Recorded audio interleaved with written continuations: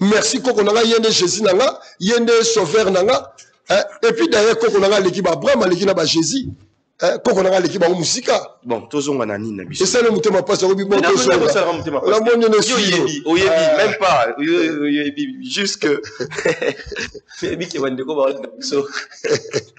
Et si un mukendi. Même pas. Koko Nanga Chikeva, allez Abraham, allez mon bande kwa kitawala balobi ki tata Kimbangu azwaki corruption. Mais vous jouez avec Kimbangu. Il faut d'abord prendre la vie de Kimbangu, ya mutuana. Koyane eza mystique. Son nom c'est un mystère. Kimbangu na Congo central batuniye yo lingi pour ani indépendance pa ba est-ce que ça na mbongo akoti maboko na poche mbongo bando bima pendant 3 heures du temps ba monnaie à monde mobimba est-ce que mutuana kozanga mbongo pour ba corrompre Kimbangu aza mukongo ba Congo mais moi quand je parle de Kimbangu Kimbangu est le monde Kimbangu n'appartient pas seulement à la RDC il appartient à Brazzaville, à Angola, à Kenya, à Rwanda, à Burundi, à toute l'Afrique. Mutumora bela ramisu kuna kufa misu azo sa Kimbangu sango na ye panzani na mokiloko la Yesu. Est-ce que yoko big sangate? Cet homme là n'a pas dit que Kimbangu était Yesu de la Bible. Il veut comparer Kimbangu à Yesu parce que lui il est colonisé par les catholiques ou les protestants. C'est alors Kimbangu a reçoit soyi achena maboko na ye achena misu moni. Ce qu'on va dire Kimbangu a le ba semble à Jésus. Debout Congolais, bénis par les sons, bénis dans les vents pour l'indépendance. Bénis au son, ses opinions, Daïmana, Chido Twendele, Nakila, Tokotongambo, Kakole, Kakito, Kikamu, Congo, Yamakulu, Congo. Congo, Yaluzolo, Congo, Betoke, Fulu, Sange, Betoke, Tombo, Lange, Jaji, Kumaja, Kashidi, Nono, Wakuji, Kajiji, Wakushila, Milanga, Yetu, Chendelele. Mbote, Mokili Mombese, Ngokozali, Boson, Abino, parleur, ce soit les li, Benga papa, Benga maman, Benga bande konyo, Soba Kotaka. Boya koyoka masolo kitoko isika wapi tobunga isika wapi touta poto eba isika tozali peto eba isika tokokende tina nini bolanda biso lisisa lelo tokokende pe kotela na ndenge ba yo baloba pe le poto que vieillir est obligatoire mais grandir est un choix yo sala choix nini otela nini oyoka nini olobaka nini na haut-parleur bo après na kama kitoko koyoka ma kitoko kotala pe maekitoko yako loba tozali susu awana ntinu chikeva oyo ako répondre na ba question na biso après émission to sala kinaye et ba réaction zaki tellement mingi mais lelo to continuer likambo tali to brosser mon mokier par rapport au pays direct moi ba version en bref et puis to reçoit siko yo lisolo il y a 30 ans il y a prison ya Kimbangu ndenge mokili mombe yebi mais est-ce que vraiment personne à 30 ans to pas à côté na kachoyo ba JGP Hermora Bimi Hermora Zongeli sous côté tout ça ça fait ba chercheur topé mingi bazo mettre en doute 30 ans ana miso sobabi que non effectivement ça là 30 ans mais tu nous checker va à Rosala liboso na biso à répondre mokili momba ba province nous sommes na biso tino mbote na yo mbote mbote na ba ndeko nyonso bazolanda biso de partout mbote na bana nga bena Congo ya lingomba nga bangunza mbote pe na population nga na ka Congo ezanga makongo kulengi kwa nziba na pesi mbote vraiment mbote na mwana liboso fumunzinga mbote na mama Mbumba Kanza mama Liza mama Nina mama Misenga mama Odette Lessa na Suisse mbote belle grande dame voilà la pesi mbote na bakonzi ya mboka pe na pesi mbote na ba pasteur na pesi mbote na batu nyonso ba musulman toute classe confondue ya Congo pe na ba africain nyonso yenge keno malukai malubimpi anisokoma nangadef matondo mingi alors bande ko bozaka ebele ya kokomela biso ebele ya kotala biso pourquoi pas to saluer vraiment ba fidèles téléspectateurs na biso to moni na Brazzaville papa Nzinga le professeur des universités à Rolanda biso pourquoi pas kopesa mbote na +3 une très belle dame MC Ntsongo Wetu donc to peso ba mbote Pourquoi pas maman Odette tozo pesa pe bambote mingi sika wapi azwami depuis quelque part na Suisse to pesa bambote belé. Pourquoi pas couple Diangi Tuka, hein, tout moni mobali ya kitoko mbota na biso Diangi, et pourquoi pas madame Mosa Pembe abenga na bango na ndako molili ozala te mbote na bino nyonso ozona na biso mama bibi chengunu bande ko belé tout moni maman 10 000 solutions depuis quelque part peut-être pesa bambote belé 10 000 solutions mbote belé maman 10 000 solutions. Quand on a bien 100 millions de solutions. 100 millions, comme 100 millions. 100 millions de solutions. Vraiment. Mbote belé. Alors voilà, de retour en Bangoutino. Moi, ma version, ma bande connu sur mais les solo, moi, mon cœur est en Équateur concernant Kimbango, ce qui vite fait, ce qui recopie un peu réaction à eux. La prison, la chose là, ça là, triste parce que les Congolais, comme nous, vous comprenez Kimbango. Vous avez tellement l'idée d'une Kimbango dans la simplicité. Mais il faut aller plus loin à Kimbango dans sa grandeur. Donc, on a rebrossé d'abord vite fait pour vous comprendre. D'abord, Kimbango, c'est le féminin sacré. Hein, c'est le féminin sacré, la matière, la lumière, la terre, hein, l'énergie passive, la lumière passive plutôt, qui permet de faire réaliser toutes choses. Et Kimbango, c'est la mère cosmique. Yango bako komandolo ba fula moi a donné la vie. Et la vie, ce n'est pas qu'au beau tamas seulement, la vie dans sa globalité, dans sa complexité. Et puis au monde, maman tanzo ba fula, azo pesa, et puis nasuka gaya, abotia saki. Kimbango, c'est aussi un degré d'élévation le plus élevé. Yango me bangunza so bazum pe valo baka ingeta fumu Kimbango, cela veut déjà atteint le degré ngunza le plus élevé qu'on appelle Kimbango. Kimbango, c'est aussi les 4 éléments. Kimbango, c'est aussi l'être humain. Yango ba bengi nzambi. Donc Kimbango aza so no lo bango il faut le ba émission moment la tableau tout ça la désert du temps la paix civile na bano expliquer. Alors question na yo na mon les amis baleto misatu ya liboso lo belinga concernant bande kwa kitawala. J'ai un profond regret parce que ce Bolandi histoire, c'est pour ça que je parle de la géopolitique chrétienne.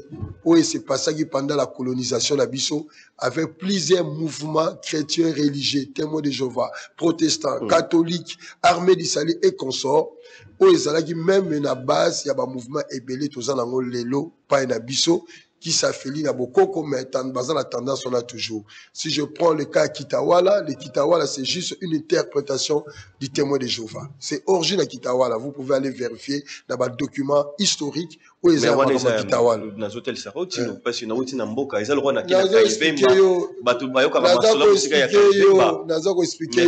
Kitawala est dans l'Équateur. Ce n'est pas seulement le Kitawala, les en Mozambique. Kitawala les en Kenya.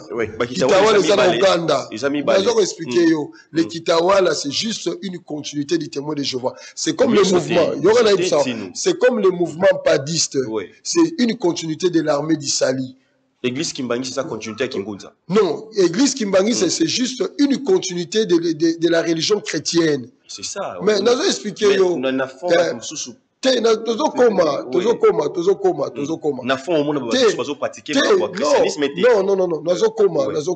Il y a aussi des gens qui se disent être na bokoko. Azo pratiquer bokoko, c'est comme l'Mpevalongo. Quand vous allez chez l'Mpevalongo, bazo tanga Bible, on parle de Jésus, on parle de Alléluia. Au moment là, on peut la battre à bokoko quelque part. C'est la même chose. Il faut la Mishnah Musika qui représente la RDC sur l'échiquier géopolitique chrétienne et la République démocratique du Congo, le Congo, Brazza et l'Angola. Parce que tu ne peux pas néocolonialiser Moutou. Ce que tu contrôles, il y a Oezali Bosco Sambela Naïté. C'est ça le fond, base Yabatu. Il y a un mouvement là sur Bimaki. Ozomo soke pa batampe valongo au mona bango banzemo ozimpa siza mais va et bibi dans un mouvement protestant minkunga la bango nyonso wana on peut verrouiller bibi parce que on a mélangé comme à un certain moment Mobutu avait mélangé le catholicisme et na beaucoup qu'on a biso ba culte ki Congo ba culte Chiluba et bimaki il faut avoir l'œil il y a aigle pour vous comprendre ba makamona ndenge zaleli ozomona alors na mona bande kwa kitawala balobi ki tata Kimbangu azwaki corruption mais vous jouez avec Kimbangu il faut d'abord prendre la vie de Kimbangu, ya Mutuana. Koyane eza mystique. Son nom, c'est un mystère. Kimbangu na Congo central, batuniye. Yo lingi pour ane indépendance pa abato. Est-ce que ça n'a mbongo? A koti maboko ne na poche. Mbongo e bando bima pendant 3 heures du temps. Ba monnaie à monde de mobimba. Est-ce que Mutuana kozanga mbongo? Pour ba corrompre.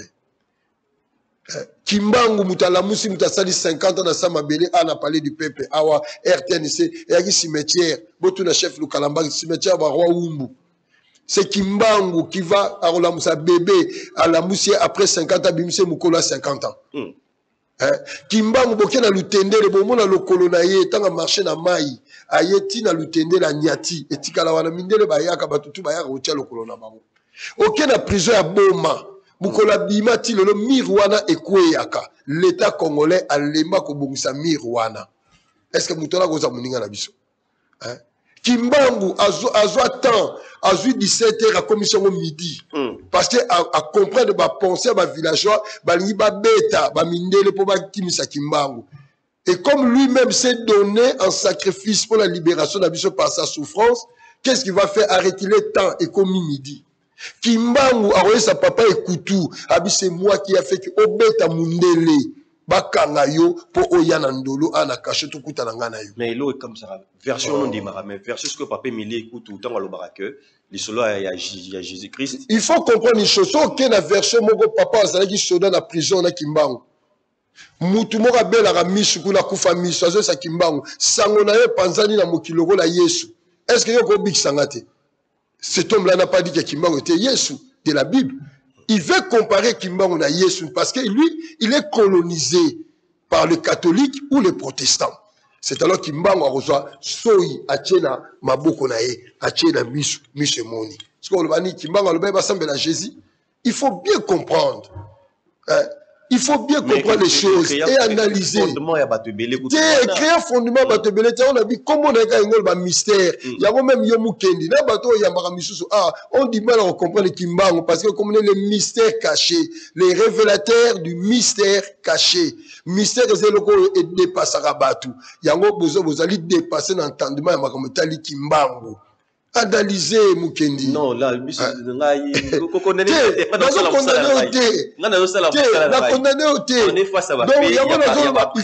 ma fait. Écoute, Mukendi, Azozoa, 120 fouets matin, midi, soir. La journée, 360 fouets. Bache na maya mumwa. Après, bimisi, babetier, 120 fouets à bouger, à ninganité. À ça, là, 25 ans. La prison, il y a demi-mètre carré. Pendant 25 ans, prison à Lubumbashi, la prison à demi-mètre carré, le la Kitinanga. 5 ans, la prison Moussoussou, au Asala, avant il y a na Lubumbashi. Pour ça, au total, à 30 ans. Est-ce que Moutouala, là, la biso? Bango problème, ça proposé que, mais Kimbangu a pessimé beaucoup indépendance, parce que avec a quitté une indépendance, c'est à Koufa. Mais, Yoka, ce que Bato Balobi, qui a donné l'indépendance dans ce pays? Lumumba, Kasavubu, tous Batouana se sont inspirés de Kimbangu. Même Bamba, Aouti na Sénégal, Bakanye na Français, à 5 balles accès Kimbangu. Mais Bango, il y a un pays à Kimbangu. Non, c'est Kimbangu, Kimbangu a l'obité. Non, il faut pas se tromper. Kimbangu, Zela Mukendi, Zela. C'est Kimbangu, Tabimisa Papa Baudouin na Kachou, na Allemagne. Abimissier. C'est alors que le roi Wana Papa Baudouin est en abîmé, coup de Baudouin a pouvoir, à 5 Belge va libérer Congo. C'est Kimbangu. À ce moment-là, coup de Papa Diangé, qui se gagne à Kassavou, autant la colonie de Boma, les colonisés de Boma, colonie scolaire de Boma. C'est là où les Belges allaient voir Diangé, qui se locale, pour pas se la Kimbangu, pour la roi là-bas, Kangié. Vous savez, Kimbangu, Kimbangu n'était pas l'indépendance de l'Afrique. Kimbangu est venu libérer toute l'Afrique. Il est à Paris dans 42 pays africains. Chaque leader politique à ce moment-là, à côté de la Boyfoué, à côté de la indépendance bourgeois, égo Salaboui. Indépendance bourgeois, égo Salaboui. Indépendance bourgeois, égo Salaboui. Et ça va Kitawala te. Ce n'est pas un Lumumba Kasavubu. Et ça va l'anité. C'est Kimbangu Foulamouana Foulambevo, c'est lui. Il y a un lobby na Shishman na Yemuken, il faut autant un procès na Ye, à lobby na Shishman. Qu'est-ce que Kimbangu a dit? Je suis venu libérer les Africains. Au moins, le problème, c'est tout ça. Il y a un lobby que. Il s'appelle. Il faut libérer Kitawala. Bato comparé Bamakam Oya Salana Kimbangu. Voilà, ça trouve trace à l'idée de Mouratika. Ben, ça trouve que l'idée de Mouratika va fouer. Pas aventurer, hein. Bon. Là, tu vas un peu dans la carte. Ok, face à face, c'est spécial. Pour peut-être. Voilà, ça lui sont fait. Et ça, il y a fait. Il y a limpa. Oh, bah, tu vas vivre bien. Il y a le soleil Mbumba. C'est ça, il y a un soleil Mbumba. C'est expliqué. Il y a le soleil Doualani. Est-ce que aujourd'hui, ton jamais ne le côté. Non, je ne confonds pas. Aux a tombé la piège à sentiment, à l'émotion. Yayimpa n'est rien devant Kimbangu. Il y aura un épisode. Non, attends, laisse-moi parler. Laisse-moi. Yoka, Babimisa Yayimpa, Ngala Bimisa Kutu Kimbangu, Nabimisa Mbumba, Nabimisi Matai Mwanda, Nabimisi Ntwalani. Après, il y a un document au Toko. Après, il y a un pad. Après, il y a un lingui. Parce que attends, il y a un lingui. Parce que Kimbangu a un Congo. Mais moi, quand je parle de Kimbangu, Kimbangu est le monde. Kimbangu n'appartient pas seulement à la RDC. Il appartient à Brazzaville, à Angola, à Kenya, à Rwanda, à Burundi, à toute l'Afrique. Kimbangu n'appartient pas à la Nini. Bangonde est un sectarisme. Mais il croit que lorsqu'on parle de Kimbangu, on néglige Balouba, on néglige Baswahili, on néglige Bangala, on néglige Tété là. Non! Pourquoi Kimbangu a beaucoup fait Lubumbashi? Alors, Lubumbashi, Bobomba Mabele. Lorsque Kimbangu a combattre le combat dans Lubini, je suis venu libérer le Congo Kachopa, dispersé partout dans le monde. Il parle même d'Antillais, les Noirs qui sont au Guadeloupe. Il parle des Noirs basés en Jamaïque. Il parle des Noirs qui sont en Argentine. Il ne parle pas. Le combat de Kimbangu n'est pas pour la RDC, ni le Brazza, ni l'Angola. Il parle de l'Afrique, Congo, Kachopa. C'est au-delà du combat à Moutoune, voilà, il y a Impa. Il ne faut pas confondre. On appelle ça qu'exemple. Keba Moukendi. Keba. Il y a ce combat, il y a Impa, Keba. Non, là, les aïeux. Oh non, vous savez, Kimbangu. Kimbangu, tu ça Maïti, le Bimaka. Alors, on peut se village, on peut vérifier. Il y a Impa, parce que Bimaka. Bon, c'est ça un peu au parleur. Pour que la vérité,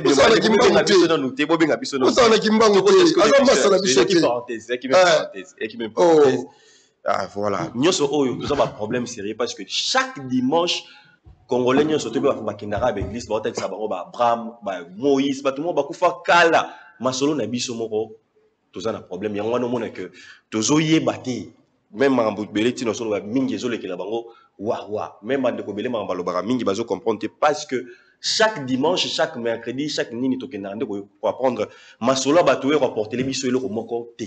Yeba bakoko na yo, yeba histoire ya mboka na yo c'est le plus important. Alors tout côté ce qu'on a cette histoire 30 ans à prison à Kimbangu.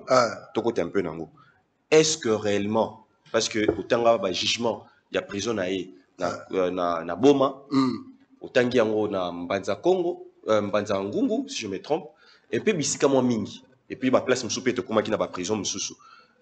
Kimbangu sortait, abimi, bakangi peut-être 6 mois, une année, tout ça, mais quand on parle de 30 ans, bah ça la sommation, il y a bandambo wana prison ou bien vraiment Kimbangu a beta pena 30 ans de prison, n'existe pena mon OK, n'angina répondre mais vous comprendre. Pourquoi Kimbangu a salé 50 ans de prison? Pourquoi Kimbangu a salé 20 ans? Pourquoi Kimbangu a salé 10 ans avec à 30 ans? 3 plus 0 est égal à 3. Makoko Matatu. Prison d'abord, lié du travail, de la souffrance. Mututu à côté de Kacho, à Kenara Kozala, rééduqué, réhabilité, instruit. Kimbangu est le symbole du monde africain qui a travaillé pendant 30 ans na base à Makoko Matatu Malamba Congo pour la stabilité de l'humanité. Il y a 30 ans. Alors maintenant, ta question, c'est vrai. Il est vrai qu'il m'a fait 30 ans de prison. Le problème, la Bible, à côté de prison, à Bimi, à Sansou Mikolo, sous la prison. Non, c'était pas comme ça. Les jours où Kimbangu va kangaye, oh, nous sommes au nom Kimbangu Libanda, Kimbangu s'est multiplié. Yanga le baginini. Alors, l'air est venu, oh, yonzoto na ngai, bakocha yango na passe, mais mon esprit, bakoka yango ti. Ozo comprendre. Yango banguza bandoye banzembo. Takimbangu kakanga, mpeve kakanga ko. Otala voilà lulendo bafalama balemba na dio. Donc engolo banini bakangi nzoto mais molimo bakoki kokarango te les Belges balembani. Ce qui faisait que bozi kimbangu bochenet awa. Yoke na wileri okuti azobikisa bato. Yoke na matete okuti azoliane nzombo. Yoke na mbanzalemba okuti azosolana na bato. Yoke bisika okuti mais aussi mais yemoko kimbangu azana na kata kasho mais a se multiplier bisika ebele azali. Alors ba Belge bado sali. O ba mondi na matete bakoti na kasho matete. Oba moni na Bazalemba, bakoti na kachwa Bazalemba. Oba moni na Monga Fula, à côté na kachwa Monga Fula. Tu vois, il y a un peu qui à se retrouver dans plusieurs cachets dans Kati à Congo. Je prends un exemple. Et c'est passé à la Congo-Brazza. Le Belge et le Français reçoivent avion. À l'époque, Roissy Zagite, c'était aéroport à Orly, dans les Bourgers. Alors, Kiti na aéroport à les Bourgers, Kena Zanventin aéroport à Belgique. Bah, 14 mindele. Mais la 4 avions là, se retrouver 15 mindele. Bah, comme il a maya, bah, mon oh, noir, mon costume, la cravate. Oh, comment il y a un voyageur sur ma mindele? Vous insulte. Un noir à cette époque-là, voyageur sur ma mindele. Bah, Kanyi Kimba, on a brasa. Bah, tiens, la cacha brasa. Bah, bengi na Kishasa. Kishasa, bi, bota non la kingo na e. So, moni trace, ya chaîne auto kanga, qui sait que Kimba. Bah, bi, effectivement, bon, donc, c'est la bisoye na Kishasa. Bah, na Kimba, va côté Kachandolo. Vous comprenez? Kimba, va nini, à côté Kachandolo. Na même moment, à Kachandolo, à Zape na Lubumbashi. Na même moment, sur la détenir Lubumbashi, à sur la papa et coutu la Kachandolo. Na même moment, ça s'appelle papa et coutu la bimi, na kota la, ba disciple, na la cacho mususu. Mais ça, sur la Lubumbashi. Donc même apparition mususu comme à côté la province mususu. Abima d'Équateur, Abima de Kisangani, Abima partout la ville à Bouta, na Kivu même. Na Kivu à Kota Kacho, na Kivu na Est à Kota Kacho. Kimbangu na Bouta, Bakata Kimbangu na 3 parties. Abimisi Makilate, Bakati na 3 parties. Après 3 heures d'état à Zoli Mobimba. Aïssi Mindele to continue na Sokokende. Ozomo. Ba pasteur va mettre ma solo te. Oh, abeta on denia abeta solo Jésus à la tête au Congo. Abeta ma solo te. Christianisme la coopération. Na a besoin de le cop na bango bon. Non respecter cop na bango hein. Et ça le quoi papa mba travailler, prenez de la peine. Oh, na beta libanga pote na zo mosolo. Na kosa na Bible pote na zo mosolo. Na motoki ya banzondo nde na zili puta na bango nyoso moto pe mona vraiment vrai nani na ba pasali nyoso o ba mona ba sali ya nzambe. Le passé que j'aime beaucoup c'est Denis Les. Ah yango bino nyoso boye Denis Les ça sincère abeta pétage na CP là à l'accent o ya vrai c'est là abaya ce qui indique ce nini na émission mora meli masanga na biwinga na melaka nanga na CP là pourquoi qu'on s'en a ba hypocrite à melaka mais liboso ba tabia melarati abina ranzema wenge me liboso batabi abina rata binzema mokili abina fali de la renta na ndaku ayepa batabi bobina ngoti c'est ça le danger de bango wana otamboli limité nyonso wana na spirituel en tant que mais de discernement n'importe ba obédience na bango ozo sala bango ba succès na bango mais celui que j'aime beaucoup oza sincère. Hein? Tu vois, on n'est pas sur la boki na e. Pourquoi pas mon la savane na ngana, pourquoi pas on la ngana, tu whisky na ngana ko. Ba ibi bato beaucoup ça na permis, ça na problème. Denis Les sera pas na ngana, na fumu. Pele va que l'on pele. Non on critiquer pété. C'est cet homme là que j'aime. Mais au moni ba msusute ba pasteur Roland. Cause on a hypocrite, c'est plus dangereux. Cause on a hypocrite, c'est plus dangereux. Hypocrite de position na eta ko bomayo. Mais Denis Les, il est ce qu'il est. C'est pourquoi je l'aime beaucoup. Mais na babu yo papa Kimbangu ba de façon na babu abini na wasande ko basi basoya ba bataille ko bataille na makamni mais ba passer wana oyo zo bona ba passer ba pe na basa bataille na ndakuti asa mutu ko lula pe moi si na pe na lula rati et c'est ça problème ko lula moi c'est bataille mais ki bonzambi ba congolais ba kotisa ngo bango bonzambi c'est quoi bonzambi c'est quoi quand on dit bonzambi se maîtriser comprendre les lois cosmiques et puis na yo moko Yawonde bonzambi, mukolo mukendo koyeba koza nzambi, c'est alors pour dépendre soutenir la maboka pasteur moko pour même le sauveur moko parce que toi-même tu es le sauveur. Mukolo yeba ke oza lion, mukolo yeba ke oza sanza, mukolo yeba ke ozali soleil, mukolo yeba ke oza crocodile. tout aux hommes la Liban de Zakatinayo, c'est là où commence maintenant le bikonayo. Est-ce que la peut ce exemple moko? Est-ce que on a vu que Sanza est un trois principes. Ligne montante, aux un moment au bassi, bazorazemi. Pleine ligne, et un moment au bassi, bazar la force à libérer et consort. Ligne descendante, il y a une règle, moment au moins ça se détruit. Mais trois forces les appelle Katina, que tu peux utiliser pour la vie d'ailleurs. Hein? Moukoloroye, mais que ça Sanza. Hein? Tu peux féconder la vie. Tu peux libérer. Tu peux détruire. Maintenant, le christianisme, l'islam est consort. Quand il y a un prisonnier psychologique mental, tu n'es pas comme ça. Il faut dépendre d'un certain qui s'appelle Jésus, qui n'a jamais existé. Jésus, l'individu Jésus de Nazareth n'a existé nulle part. Il n'y a pas même son historicité concernant son état civil. Famille na bango, noko na bango, la classe na bango, koko na bango. Il n'existe pas. Vous comprenez que ils ont tenté au Congo que Yomoko Zanzambi, c'est alors tu es un grand monde. Ozomo la Liban des Akatinayo et no bando bi. C'est-à-dire que ça le plaisir quand l'émission on parle vraiment de Bakoko na biso, Mambakimbango Basala, les autres par rapport. Il y a Bram, Banil. Mais non, on met l'histoire à Bram Poani. Après, Koko na foutu un minerval. Après, ndako na zofanda là et dans le coup de 82 ans Abraham et ça ko na chike vat a souffrir na armée a somi ndako na tikelinga na vana na bande ko na banoko na ngai merci ko na ngai yende Jésus na nga yende sauveur na nga et puis derrière ko na ngai l'équipe Abraham l'équipe na ba Jésus ko na ngai l'équipe ba musika bon tozonga na nini na biso et ça le mutema passe au bibo to la monnaie ne suit même pas juste que et si un mukendi même pas quand on a chité allez Abraham allez qui nga na so représenter mon kilo aux autres de la nabiso dans côté non qu'on a kutu chité voilà na mwanda allez qui na Abraham prise à terre allez qui na Abraham musika tozongi na 30 ans de ya Kimbangu. Alors, si nous sommes au lobby que à ça qui réellement 30 ans, à la ce qu'on a prison Nini, vraiment à Pirja, 30 ans. Le problème d'ailleurs, Olingo Moné Azalara il a purgé 30 ans. D'abord, première prison Kimbangu est dans la Congo centrale. Et dans la Mbanzangungu, na Boma. D'abord, Kimbangu a fait 6 mois de liberté avant Bakangaye. Abani Moussande, Baïb Sarabiso, en 1921, la date où toujours supposé Goyeba, en 1921. Après 6 mois, Bakangaye. Et dans 6 mois, on a une prophétie en Banza Sanda. Et finalement, on a un vivre. Bakangaye. Tant Bakangaye, Malamoko, Abani Mbanzangungu.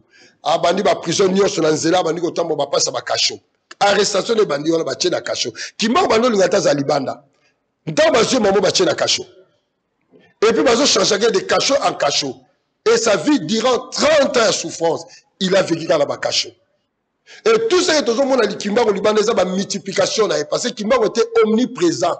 C'est sa qualité d'omniprésence. Oh, Moutoumoko, même Yaïmpa, même Mbumba, même Toualani, même qui que ce soit, a manifesté l'omniprésence. C'est l'unique Kimbangu. Et l'omniprésence, c'est sa qualité, oh, uniquement, il y a Mozali Sinabiso. Ozoka. On a bien Bunzi. L'inconnaissable, l'impénétrable. C'est celui qui est omniprésent. L'omniprésence, c'est sa qualité d'ailleurs. Donc, et Kimbangu azalaki bongo, taba kangi au monde a s'introuvé na Goma. Azobik se na Goma. Taba administration coloniale au monde ba kangi na Goma ba ko se kacho. Bokene na Kisangani ba moni. Bokene na Mbushibai ba moni, ba ko se kacho. Yango Kimbangu azalaki na kacho principal Lubumbashi, kacho principal Mbanzangungu, kacho principal Boma même eska ba sambisa na Mbanzangungu, na ba sous kacho, ozo continuer ba ville ya Calvaire. Est-ce que yebi Kimbangu non, ça la vie wana. Yobi Kimba makamni na sala na Kisangani. Abimela cordonnier. Après Liwana est supposé. Est coordonné côté la voiture et Koufa. Cordonnier beta maté kota à Koti. Kimba a fini le boko. Voiture wana ils ont sur ma porte là ba fenêtre ba kena la cordonnier à la maille. Cordonnier mbondi makamisa na maille Kimba a zongi si accueilli voiture zongi bon. Ah, petit gars. Asa muninga bisote. J'ai aimé un pasteur, Morazo le la TV Mikolo Alobaki, il a parlé sur Kimbangu. Même moi, Lingoma a témoigné, c'est Kimbangu a béni la famille pour la Bokosa la Bamalala. Pasteur, le prophète Joël Francis. J'ai aimé vraiment, Nzamba Pambolé avec cette sincérité à l'objet sur Kimbangu. Et il a dit, mais Kimbangu est plus grand que Branham. Branham est l'autre côté. Même que nous avons pris sa terre à l'équier. Alors, maintenant, on va vérité. Mais le gars a passé, à l'Obakiango, il y a ma bête. Il y a un problème. Même nous, on a l'équipe Branham. Nous, on a Matarabo, on a mémoire Matarabo, Tia Bougina Mapata. Branham Mata. Bon. Et ça le passe. Nous autres, on a assez métona. Parce que papa sous nous basons d'habitude depuis Suisse. Nelly Mokela depuis Corée du Sud. Ah, voilà moi dans Tchouka. Message je sais que caprice c'est l'équipe moi dans la Souka. Message je comme tellement musique. So boto boti balo comme la Souka wana mindondo. Moi la moko capricieuse moi dans la Souka la bota. Alors par rapport à histoire, tout le monde a battu influenceur, bateau bazo même un peu l'histoire de mon église qui m'a dit c'était le solo, Thomas Louaka de son côté aussi, n'engaza robeta le solo, message ni relancer na peuple congolais. Par rapport à ma solo on est Kimbangu ebe. Na repesa na robanelo romoko. Baloba Kimbangu sala na PLZ. Là aussi, si un débat, on peut offrir un débat et puis on débat. Moi je suis tolérant. Je n'ai pas le monopole de la sagesse, Nyos. Même par rapport à je connais le Congo, livre. Jamais je connais le Congo. Moi, je ne peux pas dire je connais le Congo. Parce qu'il y a aussi des gens qui connaissent le Congo mieux que moi. Dans le livre, on a pour Nayo. Livre, on a le Kuta. A utilisé le livre, il y a Finangani, soit-disant, ma secrétaire particulier à Kimbang. Ils ont fauché. Dans le livre, on a un Kabila. Et faire tomber le peuple congolais. Mais non, quand Kabila, le livre, on a dit Jésus, il appelle ça Kimbang mission. Oh, Jésus a zalaté. Aux hommes, ils ont besoin de bobar. Il faut du respect. Token. Babi, PLZ. Au bout de HB Mbila, et ça là qui s'engage et pendant en 1911. Sur Kusal nango et ça Marsavuko et bandi en 1922. Kimbangu bandi Moussa en 1921. 6 mois après Basanini Bakangi. Alors quand est-ce que ça qu'on appelle PLZ? Pour tout le basaki pointeur. Aux hommes qui fait on est dans le mois d'août. Et je sais appelle quand même tout ouvrir débat sur ça. Parce que c'est de l'histoire. Ils ont tenté au Congo. Ils ont dans une histoire à Papa Mobutu. Il y a Papa Tshisekedi, il y a Papa Kabila, il y a Papa Lumumba, il y a Papa Kasavubu. Ils ont la réalité. Ils ont d'autres ça pose un problème. Et moi, en tant que chercheur historien, dans ma yellow Nzamba Pessinga, je dirais que cette partie d'histoire est fausse. Ceux qui m'ont dit Nzombo. Il y a Baboto la Nzombo à maudire Moutou. Il faut savoir que nous avons mis au Tambola parce que nous années partout. Écoutez l'occasion là. Mais quand vous êtes à HBMBila, pour Baboto la Nzombo Nanzela, à Salaki Kan. 1911, PLC de Banina Kisangani. En 1922, et comme Marsavuko Nagata Villa Kinshasa. En 1921, Kimbanga Bani Moussala. 6 mois après Bakangi. Quand est-ce que ça y est Marsavuko? Bah, c'est le cas 3 mois. Ou quand? Pour passer en 1922, 1921, Bani Moussala, 6 mois après Bakangi. Ils ont collecté 1921 Kimbanga Bani Moussala. 1922, Marsavuko et Bandi. En 1922. Il y a en 1921 Bani Moussala. Quand en 1921, on a 6 mois après, il y a début Moussala Bakangi. Marsavuko est le bandité. Parce qu'il y a ça là, il faut que les gens posent des questions. Alors, parlant de le Bani. Nous avons des histoires de Kimbangu. L'histoire créée par les colonisateurs. Congolais. Il a été baptisé par Jésus. Il était catéchiste. L'envoyé de Jésus était au Congo. Zaboulou. Bele. Même moi aussi, on a grandi comme les solos d'Abraham, Isaac Bazala. On a cru à cela. Et puis nous avons aujourd'hui l'histoire vraie de Kimbangu. Oh, les locaux Biba, dans l'ère du verso. Tant que Thomas Louaka Bazolo, c'est l'histoire des colonisateurs. Il partit à l'église Kimbangi s'appelle Sabiso. C'est ma famille, dans le respect de Bango. Papa Zako, papa Kiangani. Parti nous sommes appelés Sabiso à Lokuta.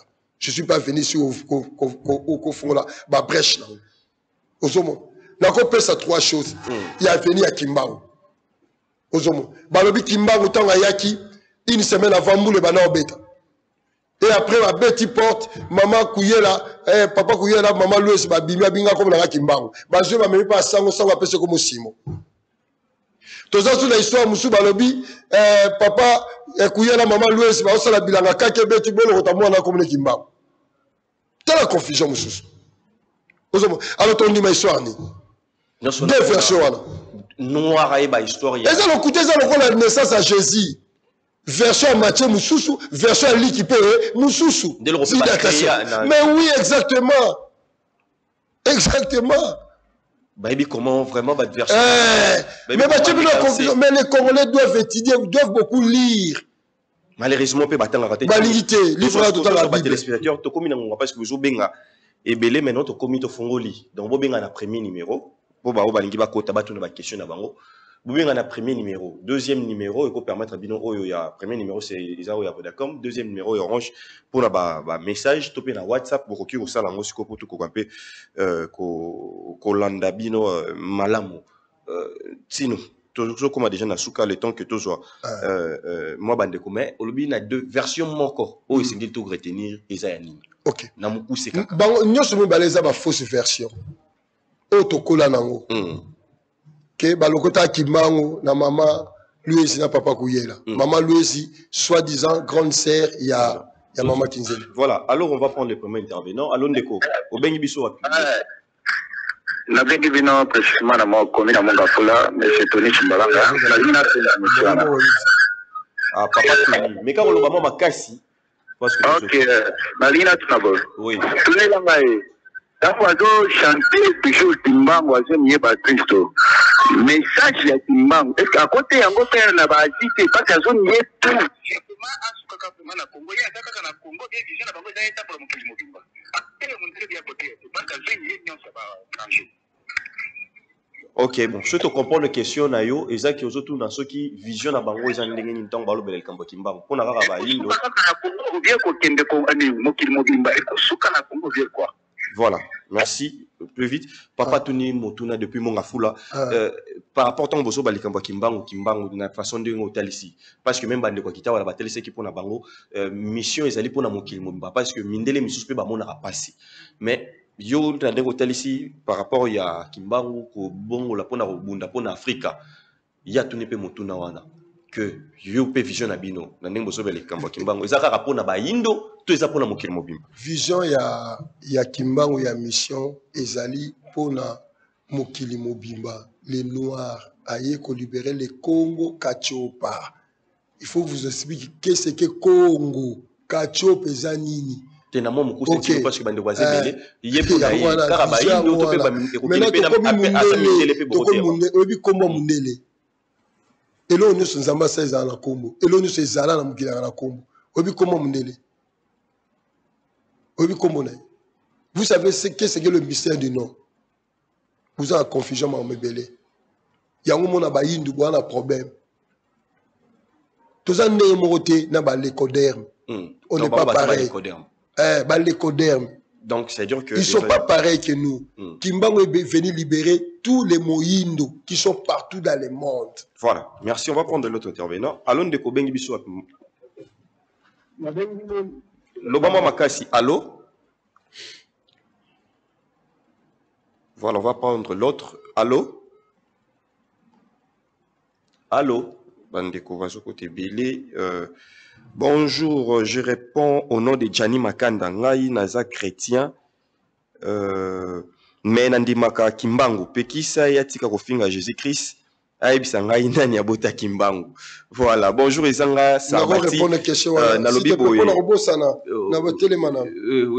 Oui. D'abord, bafingi Jésus parce que Aza tenté au Congo. Comment il a raté mon finga? Jésus n'a jamais existé. Il n'a existé nulle part dans l'histoire de l'humanité. Quelqu'un qui s'appelle Jésus-Christ. D'abord, le Christ, ce n'est pas son nom. Christ, c'est Kerish et Seta. C'est lui qui a la maîtrise. Les Ankis. Et alors, on a vu la chose dingue. On s'appelle Christ. On appelle ça Christ. Passer de Nile, ça s'appelle Christ, pas naé. Donc, vous comprenez. On appelle Christ parce que tu maîtrises où ils allaient communication. Ma caméraman, puis, bah, Christ. Donc, Jésus, Christ n'a jamais existé. Donc, on est sur le monde, il y a acteur à cinéma, il y a Nani Sousso, Jacques Desmoulins. Donc, Jésus existe dans l'imaginaire là-bas. Merci. Allô? Allô, bonjour. Bonjour, papa. Lobama Makasso, Bengi Bisso à Pikombonan. La Bengi Bino a parti à ma tête de la tour centrale. Oui, ma tête dit. Mon tour n'a pas, papa. Oui, nous avons perçu ma vambo. Oui. Bon, en fait, si ce qui concerne l'histoire où on sait que c'est le photo de Zaki. Kimbangu, c'est lui-même d'abord, comme on est il a créé un miracle. C'est que l'équilibre m'a c'est son nyonso. Ok. Alors, on a une vraie histoire dans vie, une vraie histoire dans vie, comment de A à Z, pour qui parle lui-même. C'est ni Kimbangu, ni qui que ce soit a une vraie histoire dans vie. C'est pas qu'il y a un regardé, pour y avoir une histoire en Gandé, merci. Merci beaucoup Ndeko Alobi que histoire à Kimbangu, Isaac Mystère. Allô? Allô?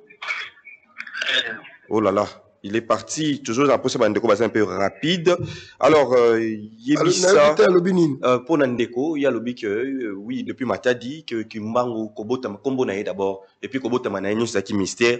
Donc, Moutoye Bili Solo nae vrai, Azate, parce que Aza, c'est comme vous qui l'avez la classe à Matata Kimbangu, au bas temps à l'égout dans la nuit. Voilà, Tokomina Souka, Sali, Aye Bisabiso Ndengenini Kimbangu Abotama. Merci Mingi. Allô Ndeko?